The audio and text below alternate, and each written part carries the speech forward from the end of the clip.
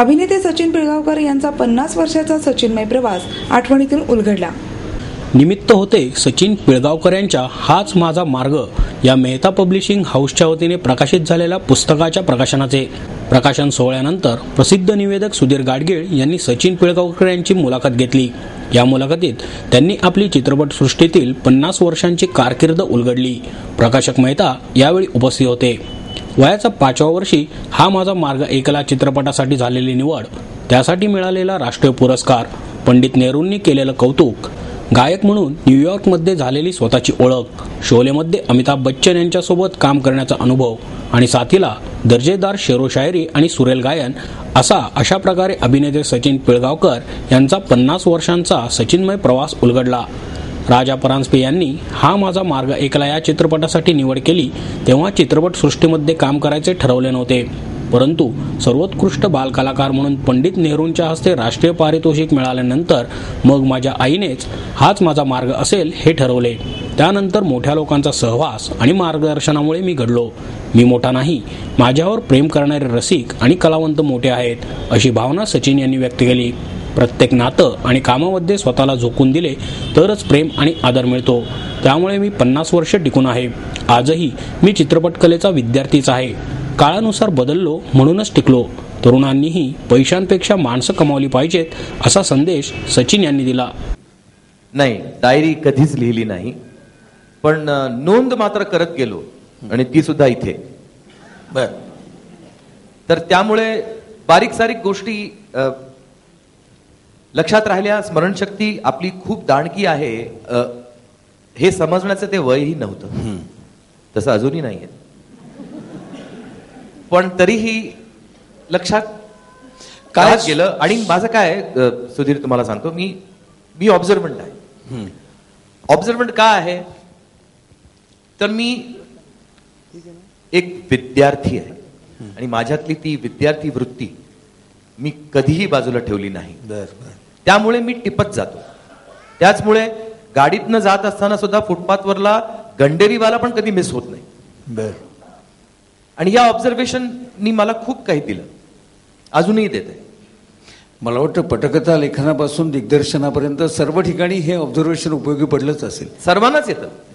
जी मंडळी ऑब्झर्वंट आहेत त्यांना त्यांच्या आयुष्यात त्याचा फायदा होतोच होतो. डायरी न लिहिता इतक्या बारीक सारीक स्मरण असल्याचं मी हे पुस्तक 2दा वाचल्यानंतर मला स्वतःला जाणवलं. म्हणून विचारतो, स्वतःच्या स्मरणशक्तीचं तुम्ही वेगळेपण काय सांगाल? स्मरणशक्तीबद्दल असं 2 गोष्टी लोकांना माहिती आहेत. खरं आहेत 3, पण लोकांना फक्त 2च माहिती आहेत, बहुत करून लोकांना. पहली चीजें याद रखना. हाँ.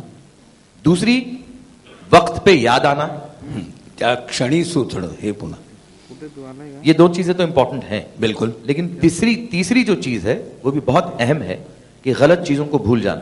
वाह. मग याच शेवटच्या महत्वपूर्ण मुद्द्याच्या अनुषंगाने विचारतो की हे पुस्तक लिहित असताना काय टाळायचं ते आधी ठरवलं होतं का? हो, अर्थात ठरवलं होतं. त्याचं कारण असं की हे मी मुद्दामून आत्मचरित्र ह्याला म्हणू शकणार नाही. हा खुलासा मी केलेला आहे पुस्तकाच्या सुरुवातीलाच. मी याला आत्मकथन म्हणेन. याचं कारण असं की काही गोष्टी मी टाळलेल्या आहेत या पुस्तकातून, ज्या घडलेल्या. त्याची कारण आहेत. बरोबर. पहिलं कारण म्हणजे काही लोकांचं आयुष्य फार सुरळीत चालू आहे, त्यात ढवळाढवळ करायची काही गरज नाही आहे असं मला वाटतं. दुसरं कारण, कोणाचं तरी मन दुखेल किंवा दुखावं म्हणून हे मी पुस्तक लिहिलेलं नाही. आणि तिसरं कारण म्हणजे खऱ्या गोष्टींना खोटं बनवून सांगण्यात मी इंटरेस्टेड नाही. आतापर्यंत इमानदारीत जगलेलो आहे, यापुढेही जगणार. पाहू मग. बरोबर. तसंच या पुस्तकाचं कुठलंही चॅप्टर तुम्ही उघडा, तुम्ही वाचायला सुरुवात करू शकता. खरं, त्यात काही फरक पडणार अगदी.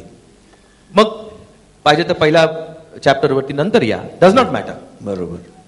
तसं हे एक वैशिष्ट्य या पुस्तकातलं. दुसरं म्हणजे सुनील मेहतानी आणि मेहता पब्लिकेशन हाऊसनी फार विचारपूर्वक ह्याचा लुक अँड फील दिलेला आहे. एकतर गोल्डन कलर दिलाय, कारण 50 वर्ष पूर्ण झाली आहेत. बरोबर. त्यामुळे त्याला आपण सुवर्ण असं आपण म्हणू शकतो.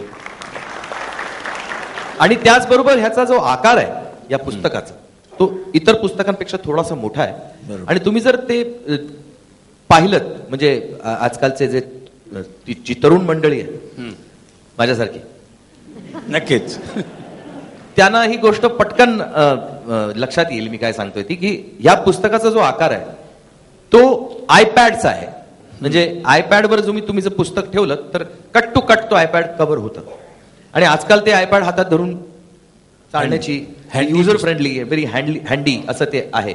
तर त्यामुळे अशा काही गोष्टी ज्या फार वेगळ्या आहेत आणि महत्वाच्या आहेत आणि त्याकरता मला मेहता पब्लिकेशन हाऊसचं सहकार्य जे लाभलं आणि मी खरंच आभार व्यक्त करीन रवी मंकणीचे, माझ्या मित्राचे, बरोबर, की त्यांनी माझी ओळख करून दिली, कारण तो माझा शुभचिंतक आहे. बरोबर. तर त्यामुळे अभिनेता असूनही आपल्याकडे कमी असतं ना एखादी दुसऱ्याला दाद देणं. नाही असं नाही. मी माझा अनुभव वेगळा आहे. अच्छा. तुझा वेगळा असेल. पण मला भरपूर लोकांनी दाद दिलेली आहे आणि त्याचमुळे कदाचित ही 50 वर्ष मी यशस्वी करू शकलो, या क्षेत्रात राहू शकलो. याचं मूळ कारण एकच आहे ना, की एकटा माणूस काही करू शकत नाही. खरं आहे.